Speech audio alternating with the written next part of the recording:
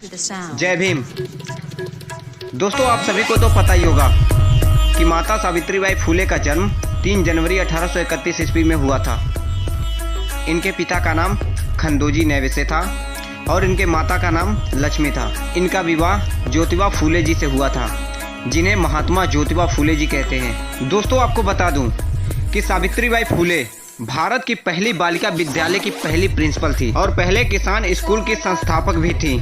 उन्होंने अपने जीवन को एक मिशन की तरह जिया, जिसका उद्देश्य विधवा विवाह करना, छुआछूत मिटाना, महिलाओं को गुलामी से मुक्त कराना और दलित महिलाओं को शिक्षित बनाना था। सावित्रीबाई फुले जी द्वारा 3 जनवरी 1948 को पुणे में अपने पति ज्योतिबा फुले जी के साथ मिलकर विभिन्न जातियों की 9 छात्राओं के साथ उन्होंने महिलाओं के लिए एक विद्यालय की स्थापना की और 1 वर्ष बाद ही दोनों लोग मिलकर 5 नए विद्यालय खोलने में भी सफल हुए थे। दोस्तों, आप खुद समझ सकते हो कि उस समय महिलाओं को पढ़ने का अधिकार नहीं था और ना ही घर से बाहर निकलने का अधिकार था।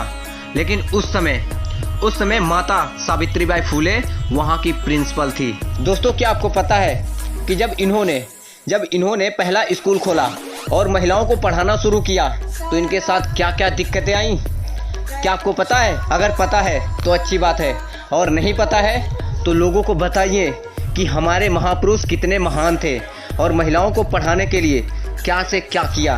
उनसे बताइए कि जब वह स्कूल जाती थी पढ़ाने तो विरोधी लोग उन पर पत्थर मारते थे, गंदगी फेंकते थे। गंदगी में जैसे कीचड़, गोबर इत्यादि बहुत से चीज़ ऐसे हुआ करते थे जो उठा कर फेंकते थे। माता सावित्रीबाई फुले मेरी माँ से बढ़कर हैं, क्योंकि महिलाओं को पढ़ाने के लिए वो एक साड़ी अलग से लेकर जाया करती थी। एक साड़ी गंदा भी हो जाता था ना, तो उसको जाकर वहाँ पर बदल कर उन महिलाओं को पढ़ाती थी। ऐसी थी हमारी माता सावित्रीबाई फुले। उन्होंने जो काम कर दिया ना महिलाओं के लिए, कोई नहीं करेगा। आज महिलाएं उनकी एहसान को भूल गई हैं और लगी हैं पूजा पाठ में, पत्थर की मूर्तियों में लगी हुई हैं, जो सच में सरस्वती देवी माँ सब कुछ है। वो है माता सावित्रीबाई फुले। लोग पाखंड के चक्कर में इतना लीन हो गए हैं ना कि रियल कौन है ये भूल गए हैं, नकली चीज़ों के पीछे भाग रहे हैं। असली क्या चीज़ है उसको कोई नहीं जानता है।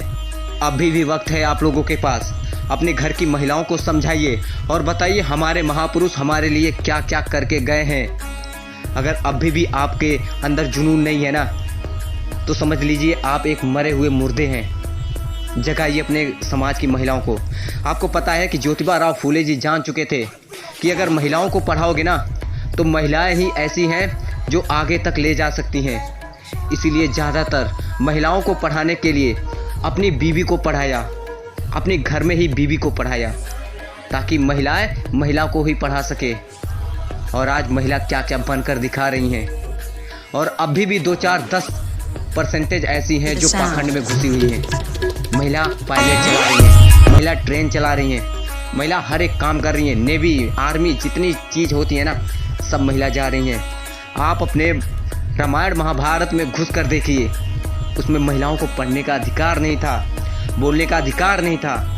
क्या क्या आपको बताऊं, शादी करने का अधिकार नहीं था यार। सती प्रथा चलती थी। पत्नियां जो होती थी, बीवी होती थी, पति के मरने के बाद सती हो जाना पड़ता था, आग में ऐसे ही जला दिया जाता था। क्या बताऊं आपको, दुख होता है यार। राजा राम मोहन राय जी ने कितना विरोध किया, रोका, और लॉर्ड विलियम बेंटिक की सहायता से उन्होंने रोक पाया, सती प्रथा का अंत किया। ऐसे थे हमारे महापुरुष। अगर आप लोग किताब पढ़ोगे ना तो आप में जुनून आएगा, जज्बा आएगा। लेकिन आप लोग किताब नहीं, लोगों की बातें सुनते हो, लोगों के पाखंड के चक्कर में पड़ते हो, कहीं बातों को सुनते हो। किताब ऐसी है ना कि आपकी आंखें खोल सकती हैं, लेकिन आप नहीं खोलना चाहते हो। गुलाम हो चुके हो आप लोग। इसको सुधारना पड़ेगा आप लोगों को। जय भीम।